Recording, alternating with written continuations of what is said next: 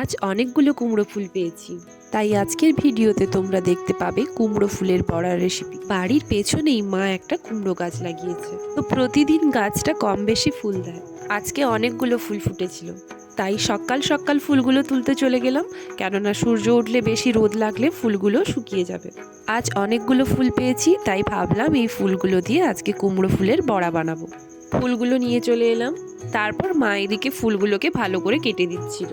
ফুলগুলোর ভেতরে না অনেক সময় পোকা থাকে, তো ওই হলুদ রঙের ফুলের মধ্যে হলুদ রঙের পোকা থাকলে খুব একটা বোঝা যায় না, তাই ঝেড়ে ঝেড়ে ফুলগুলোকে পরিষ্কার করে নিতে হয়। তারপর আমি বড়া বানানোর জন্য একে একে বেসন নিয়ে নিলাম প্রথমে, তারপরে নিয়ে নিলাম কালো জিরে, তারপরে একটু দিয়ে দিলাম খাবার সোডা, লঙ্কার গুঁড়ো আর স্বাদ মতো লবণ। তারপরে দিলাম পেঁয়াজ কুচি আর ধুয়ে রাখা কুমড়ো ফুলগুলো। তারপরে অল্প তেলে একটু একটু করে বড়াগুলোকে ভেজে নিলাম। আজকের ভিডিওটা এই পর্যন্ত। আজ তবে আসি, টাটা।